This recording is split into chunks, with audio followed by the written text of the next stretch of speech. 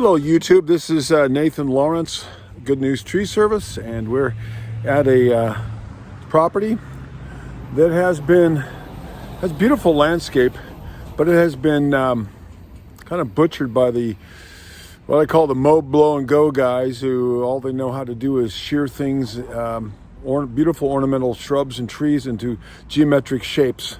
So this person has, let me turn this around. The owner of this property has hired me.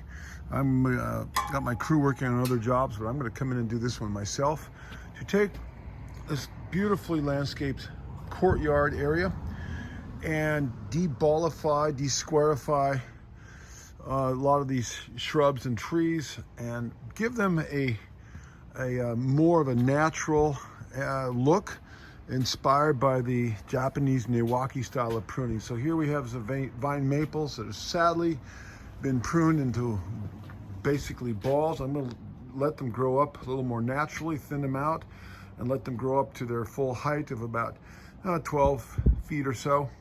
Here's a camellia that has been, again, balled and just sheared into a flat topped. I'm going to open that up, let it grow up a little bit higher. Here's some Nandinas. These are the upright growing. I think they're Moyer's Reds. She's got several of them. Got the low growing varieties, which we're going to leave in kind of natural ball shapes. But then we've got some uprights. I'm going to prune in a Japanese style. Here's some more vine maples.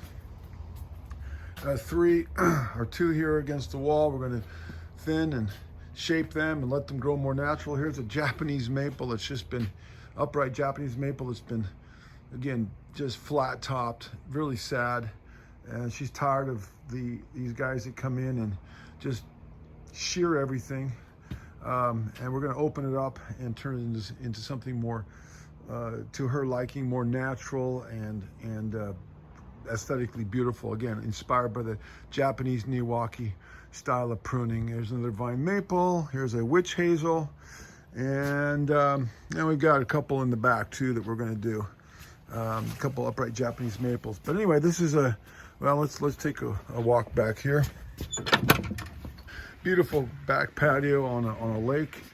And here's a Japanese maple. It's been just flat topped. Again, I mean, it's, you can't make this stuff up. Some people when it comes to pruning, they got one mode, and that's to shear everything. Now here is what's a beautiful area here. This is a lake with a fountain. Oh, here's I gotta show you this one. Here's a weeping willow at the end of this lake that was half dead. In fact, some people thought we should take it out, and it got storm ravaged when we had an ice storm a year and a half ago, and it just was really scraggly. And I talked to the president of this homeowners association. I said, hey, let me deep root fertilize it. I said, we can bring this Salix babylonica, this weeping willow, back. And it has never looked so good. I've been taking care of this trees in this homeowners association since 1996, and we gave it one shot of fertilizer, my special mix of about 5 different ingredients in my fertilizer, and the tree, everybody's raving over this tree. It's never looked so good. It's healthy, it's vibrant. Anyway, just had to show you that beautiful specimen. Anyway, here's a tree that's we've been actually pruning this one. They haven't let the mow, blow, and go guys at this tree. So this tree this is an upright Japanese maple, doesn't need a lot of work, but we're just going to kind of thin it out a little bit, get it off the roof. So anyway, here's the before, and in a few hours I will show you the after this master pruner, aesthetic pruner, does his thing.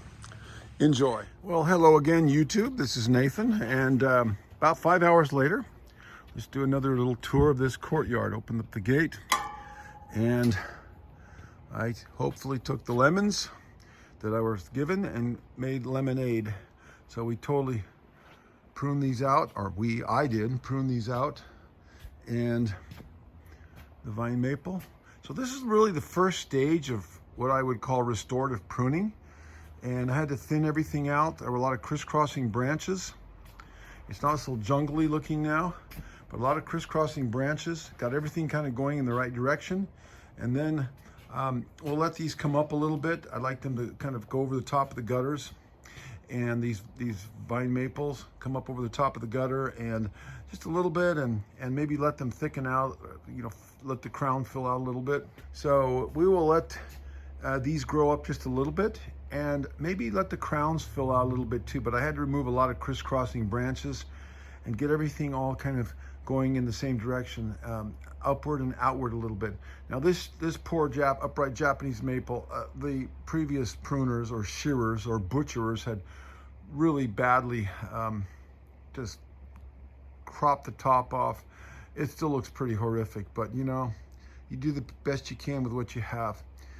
And then here's the Japanese maple in front of the bay window. That turned out pretty well. Well, again, the top was already flattened off. I don't like to leave things flat, but it was already flat.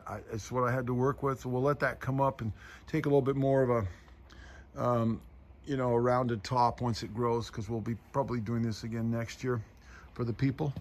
And then here's the witch hazel, which is a tangled up mess. I opened that up. It's actually a beautiful little specimen now. And then the nandinas down here, I kind of thinned them out a little bit. You can't really see, there's stuff in the front, but there was the bushes.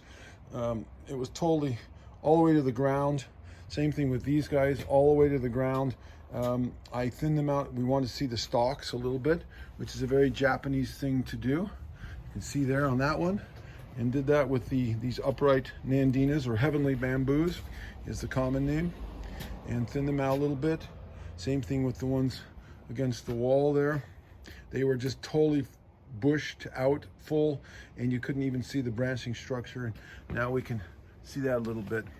I didn't do anything with the Hinoki cypress this time. Maybe we'll do that next year. So that was left untouched. And this camellia too, thinned it out. It was a total round ball. Looked pretty bad. And so there you go. We did a couple trees in the back. So again, this tree had been cropped off. Somebody sheared the top of it, so that's why it looks so flat. Again, I have to let it grow out. I left a few sprouts up on the top so it can begin to fill out and round out the top. And then this beautiful upright Japanese maple out here by the lake. I got it off the roof, thinned it out a little bit so it's not on the roof and so forth. And this is a very beautiful neighborhood, and I'm very happy to be able to add more beauty to the homes here by taking care of this lovely property. And as we like to say, our goal is to try to make the world a more beautiful place, one tree at a time. Thank you for watching. God bless.